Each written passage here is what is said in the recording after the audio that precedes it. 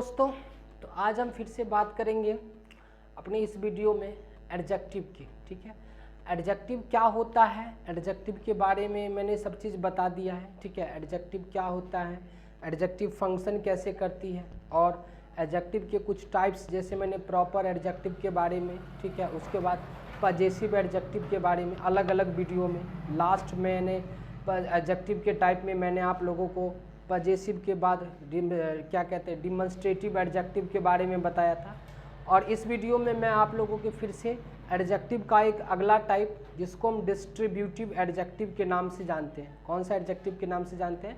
Distributive adjective. Distributive adjective के बारे में क्या करते हैं, बात करते हैं। ठीक है, तो विदाउट एनी फर्दर डिले, ठीक है, let's get started our video. ठीक है, उससे पहले इस वीडियो को मैं आगे बढ़ाऊं, आपको पढ़ाऊं, उससे पहले आप लोगों से रिक्वेस्ट है कि आप मेरी वीडियो को ज़्यादा से ज़्यादा लाइक करिए, ठीक है, शेयर करिए और चैनल को सब्सक्राइब भी करिए।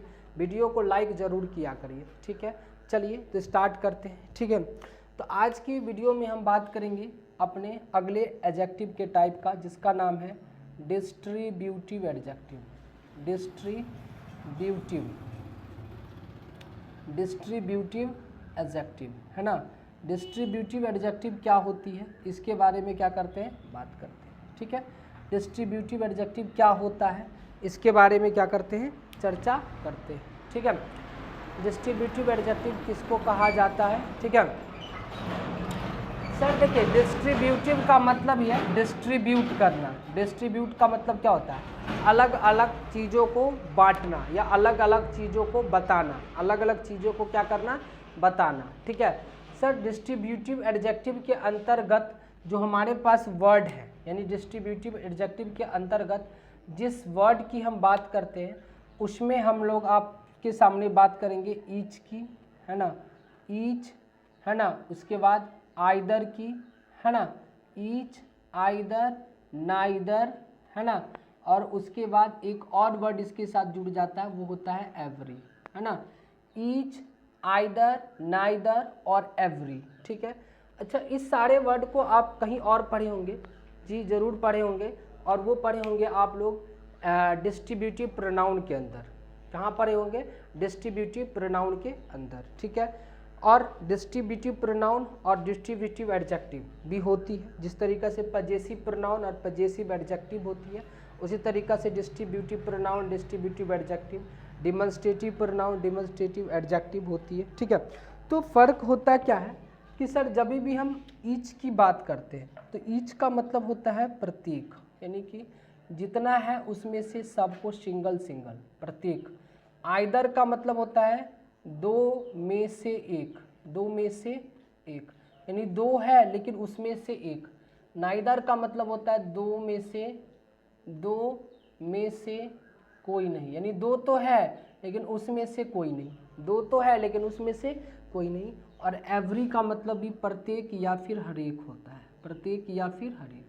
सर सबसे सिंपल बात कि ये जो तीन वर्ड है दिख रहा है आपको, each, every, sorry either, neither और ईच, आइदर और नाइदर, ये तीन वर्ड जो है वो आपका डिस्ट्रीब्यूटिव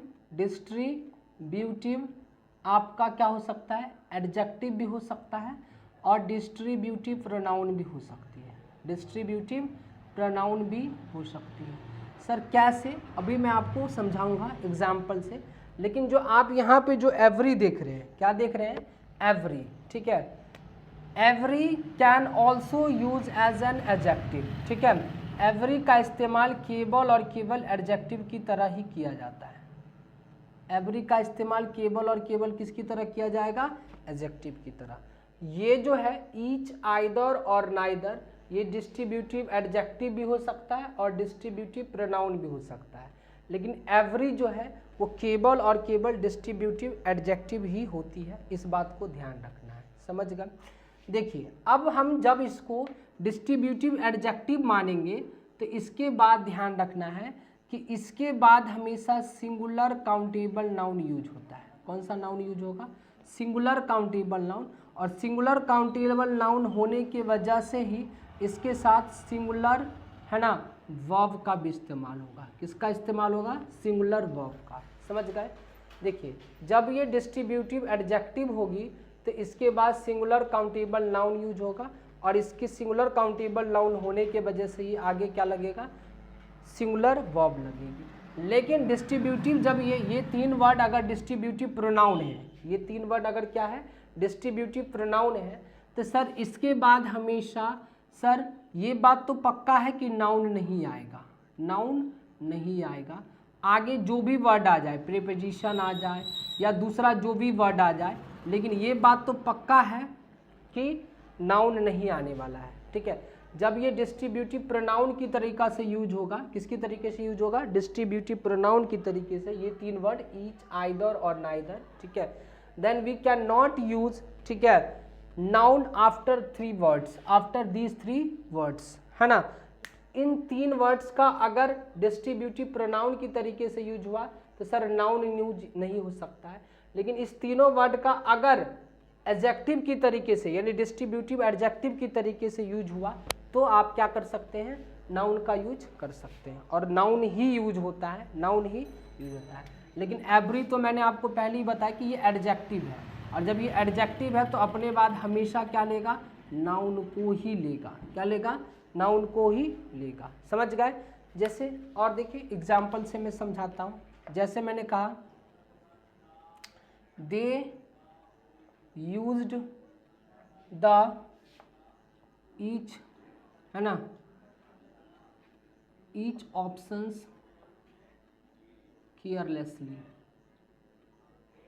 केयरलेसली, है ना। मैंने कहा they use the each option carelessly.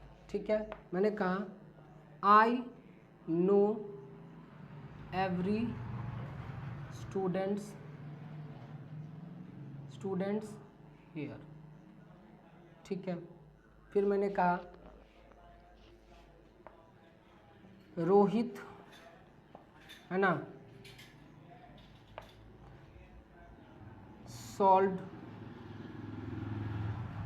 Rohit solved another question. देखिए ये तीन सेंटेंस आप लोगों के सामने मैंने लिख करके दिया है। आप लोग इस तीन सेंटेंस को ज़रा इसके हिसाब से क्या करिए, सही करने की कोशिश करिए। ठीक है, जो भी मैंने आपको यहाँ पे बताया है उस हिसाब से आप इसको क्या करिए, सही करने की कोशिश करिए। ठीक है, देखते हैं आप लोग कर पाते हैं कि नहीं कर पाते हैं। ठीक है, ये सब क्वेश्चन इसी तरीके के क्वेश्चन क्या होते हैं, हमारे एग्जाम्स में आते हैं, और बच्चे क्या हो जाते हैं, वहाँ पे क्वेश्चन को ध्यानपूर्वक नहीं पढ़ते हैं। ठीक है, इफ़ यू डू नॉट, ठीक है, स्टडी द क्वेश्चन, ठीक है, read the question properly, carefully, ठीक है, then you will always make mistake, you always make mistake. ठीक है, आप हमेशा क्या करिएगा, मिस्टेक करिएगा। लेकिन अगर आप मेरी द्वारा, ठीक है, बताए हुए बातों को थोड़ा सा ध्यान रखिएगा और क्वेश्चन को थोड़ा सा केयरफुल तरीके से पढ़िएगा। ठीक है, if you will read the question carefully and also concentrate on the question, ठीक है, देन आई गारंटी यू, ठीक है, you will never make a mistake, never make a mistake. ठीक है, आप कभी भी क्या नहीं करिएगा, मिस्टेक नहीं करिएगा। ठीक है, तो देखिए जब हम आपके क्वेश्चन पे आते हैं, फर्स्ट नंबर क्वेश्चन पे, तो लिखा है they used the each options carelessly. देखो अब यहाँ पे जब भी आपने देखा कि ईच है, सर इसके बाद जो भी ये आपको दिख रहा है ये अपने आप में सिंगुलर काउंटेबल नाउन होना चाहिए। क्या होना चाहिए, सिंगुलर काउंटेबल। ये नाउन तो है लेकिन ये नाउन प्लूरल है। क्या है, प्लूरल है। इसको हमको सिंगुलर बनाना पड़ेगा, क्योंकि ईच के बाद, एवरी के बाद, या नाइदर के बाद, या एवरी के बाद, ठीक है, एवरी, ये सब के बाद जनरली जो भी आएगा वो सिंगुलर काउंटेबल नाउन आएगा। क्या आएगा, सिंगुलर काउंटेबल नाउन आएगा। और जब भी मैं किसी चीज़ की ईच की बात कर रहा हूँ तो ईच का मतलब प्रत्येक होता है, तो वो अपने आप में स्पेसिफिक ही हुआ। जो भी मैं अगर एक एक करके जिसकी भी बात करूँगा तो अपने आप में क्या होगा, स्पेसिफिक ही होगा। और जब वो स्पेसिफिक हुआ तो इसके पीछे हमें आर्टिकल की ज़रूरत ही नहीं है। तो सर इसके पीछे कभी भी आप आर्टिकल का इस्तेमाल नहीं करना है। किसका इस्तेमाल नहीं करोगे, आर्टिकल का इस्तेमाल नहीं करोगे। समझ गए। जैसे फिर मैंने देखो सर, और आई नो एवरी स्टूडेंट्स हेयर। देखो मैं हर स्टूडेंट को जानता हूँ। सर फिर से देखिए एवरी है, और एवरी के बाद आपके पास जो भी नाउन आना चाहिए अपने आप में क्या आना चाहिए, सिंगुलर। इसी वजह से स्टूडेंट्स ना होकर के स्टूडेंट होगा। क्या होगा? स्टूडेंट होगा, और अपने आप में ये नाउन हो गया। ठीक है sir. Rohit solved another question, जब कोई क्वेश्चन उसने सॉल्व ही नहीं किया, क्योंकि नाइदर का मतलब होता है दोनों में से कोई नहीं। जब कोई क्वेश्चन को उसने सॉल्व नहीं किया तो सर यहाँ पे आर्टिकल ए लगाने की कोई ज़रूरत है ही नहीं, कोई भी ज़रूरत नहीं है। तो आपने देखा कि सर किस तरीक़ा से ईच, एवरी या फिर आइदर या नाइदर। सर आइदर से भी एक क्वेश्चन का मैंने दे देता हूँ। जैसे मैंने कहा यू कैन सॉल्व आइदर, है ना, क्वेश्चंस, आइदर क्वेश्चन। ये देखो, मतलब तुम दो में से कोई एक क्वेश्चन को क्या कर सकते हो? सॉल्व कर सकते हो सर, क्योंकि आइदर का मतलब होता है दो में से एक, और इसके बाद हमेशा हमको क्या चाहिए? सिंगुलर काउंटेबल नाउन चाहिए। इसी वजह से यहाँ पे क्वेश्चन ना लिख करके क्या लिखेंगे? क्वेश्चन को लिखेंगे। क्या लिखेंगे? क्वेश्चन को लिखेंगे। समझ गए? तो आप लोगों को आशा करता हूँ कि आप लोग मेरी बात को समझ गए होंगे। सर देखिए, अब इसी को थोड़ा सा अगर मैं कहूँ, जैसे मैंने कहा ईच ऑफ द स्टूडेंट्स, है ना, इज या आर बिजी। फिर मैंने कहा ईच स्टूडेंट इज बिजी।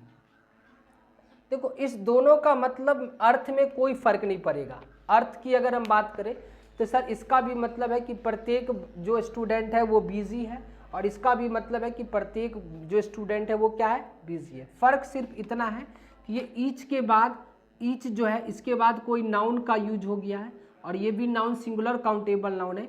इसके वजह से जो ईच है ये आपका डिस्ट्रीब्यूटिव एडजेक्टिव है। कौन सा एडजेक्टिव है? डिस्ट्रीब्यूटिव एडजेक्टिव है। और लेकिन यहाँ पे देखिए ईच के बाद कोई नाउन का इस्तेमाल नहीं हुआ है। यहाँ पे लिखा है ये प्रीपोजिशन है, और प्रीपोजिशन के बाद ये प्रीपोजिशन का क्या है? ऑब्जेक्ट है। और आपको मैंने बताया कि ईच, एवरी, आइदर, नाइदर अपने बाद हमेशा सिंगुलर वर्ब को लेता है, और ईच हमेशा एक की बात करता है, एक बार में सिर्फ एक की बात करता है। इसीलिए यहाँ पे आर ना लगा करके इज है। बहुत बच्चा स्टूडेंट्स को देख करके यहाँ पे आर लगा देगा, जो कि क्या होगा? गड़बड़, क्योंकि ये प्रीपोजिशन और प्रीपोजिशन का ऑब्जेक्ट है, और ऑब्जेक्ट के हिसाब से कभी भी वर्ब नहीं आती है, हमेशा सब्जेक्ट के हिसाब से क्या आती है? वर्ब आती है। तो I hope you will understand this video, ठीक है, एंड दिस टॉपिक, ठीक है, and I request you to watch the video till the end, and also subscribe my channel, like this video and share this video. ठीक है, till then take care and bye bye.